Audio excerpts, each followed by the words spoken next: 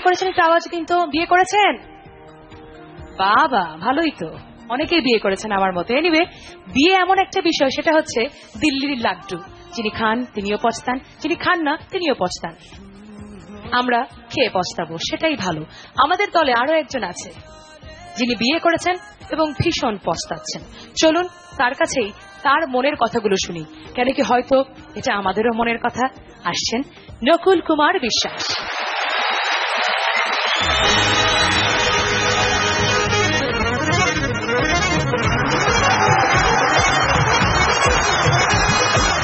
প্রিয় দর্শক, বিয়ের আগে প্রেমিকাকে দেখে সব প্রেমিকেরই গাইতে ইচ্ছে হয়, আমারও পরানো যাহা চায় তুমি তাই, তুমি তাই গো। কিন্তু বিয়ের পরে এই সুর পাল্টে যায়, তখন কারো কারো গাইতে ইচ্ছে হয় রবীন্দ্রনাথের সেই গানটি, আমি জেনে শুনে বিষ করেছি পান। তবে বলে রাখছি, এখানে যারা নারী দর্শক রয়েছেন আপনারা মাইন্ড করবেন না প্লিজ, কারণ আমি সবাইকে বলছি না। মেয়েরা দুই ধরনের হয়, কেউ কেউ স্বামীর সংসারে গিয়ে ফুল ফুটায়, আবার কেউ কেউ স্বামীর সংসারে এসে ভুল ফুটায়। এই ভুল ফুটানো স্ত্রীদের নিয়েই লিখেছি। বিয়াহ করলাম কেন দাদা, বিয়াহ করলাম কেন, বিয়াহ করলাম কেন দাদা, বিয়াহ করলাম কেন। বললাম আমার ঘরে আমি মেম্বার, আমার ঘরে আমি মেম্বার, পরের ভাই আছে বিয়াহ করলাম কেন দাদা, বিয়াহ করলাম কেন, বিয়াহ করলাম কেন দাদা, বিয়াহ করলাম কেন।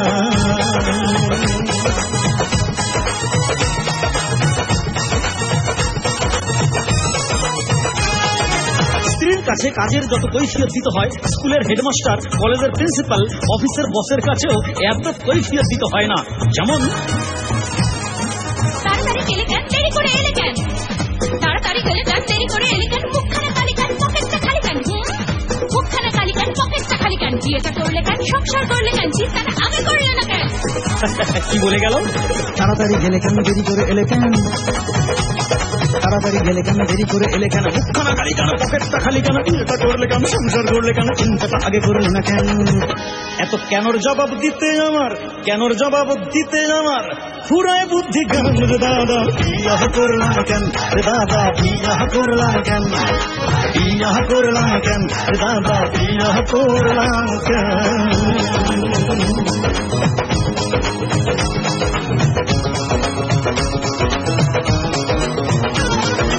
যারা এখনো বিয়ে করনি হাত দুটো তোলো তো ভাই। বাহ বাহ বাহ বাহ, প্রবাসী অনেক ব্যাচেলার বন্ধু। হ্যাঁ, তোমাদেরকে বলছি, বন্ধুরা যা কিছু করতে চাও বিয়ের আগে করে নাও, বিয়ের পরে কিচ্ছু করা সম্ভব নয়। ধরো বিয়ের পরে তুমি গায়ক হতে চাইছো, হ্যাঁ, সকালবেলা ঘুম থেকে উঠে তানপুরা বা হারমোনিয়াম নিয়ে ঠিক এইভাবে ভৈরবীর আগে কণ্ঠ সাধনায় মত্ত রয়েছ। মামা মামা মারে, মামা মারে, মামা মারে, মামা মামা গাধা গাধা, মামা গাধা, মামা মামা গাধা, মামা রে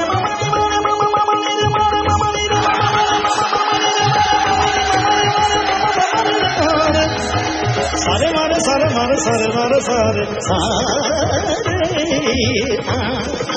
এইভাবে হয়তো তুমি প্র্যাকটিস করছো, হঠাৎ পেছন থেকে তোমার স্ত্রী এসে বলবে, আই ঘরে চাল খুদ নাই, বাচ্চার দুধ নাই, ঘরে চাল খুদ নাই, বাচ্চার দুধ নাই, পান খেতে চুন নাই, এক ফোঁটা নুন নাই, পান খেতে চুন নাই, এক ফোঁটা নুন নাই, আমার যে তেল নাই, তোমার তেল নাই, জীবনে আমার কোনো সুখ নাই। কি বলে গেল? ঘরে চালে খুদ নাই, বাচ্চার দুধ নাই, ঘরে চলো খুদ নাই, বাচ্চারও দুধ নাই, পান খেতে চুন নাই, এক ফোঁটা নুন নাই, আমার যে তেল নাই, তোমার তেল নাই, জীবনে আমার কোনো সুখ নাই। বলো কত আর সহ্য হয় কানে, কত আর সহ্য হয় কানে, বউয়ের এই ঘন ঘন দাদা, বিয়াহ করলাম কেন দাদা, বিয়াহ করলাম কেন, বিয়াহ করলাম কেন দাদা, বিয়াহ করলাম কেন।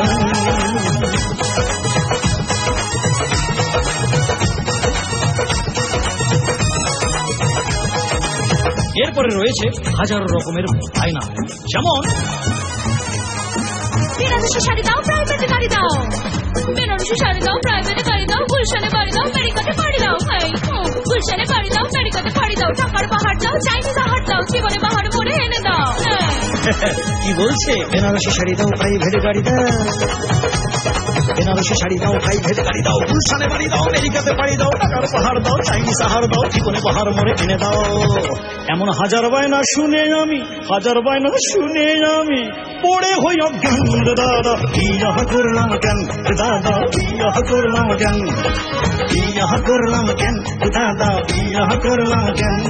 বললাম আমার ঘরে আমি মেম্বার, আমার ঘরে আমি পাবলিক, পরের মাইয়া চেয়ারম্যান। বিয়া করলাম কেন রে দাদা, বিয়া করলাম কেন, বিয়া করলাম কেন রে দাদা, বিয়া করলাম কেন, বিয়া করলাম কেন রে দাদা, বিয়া করলাম কেন।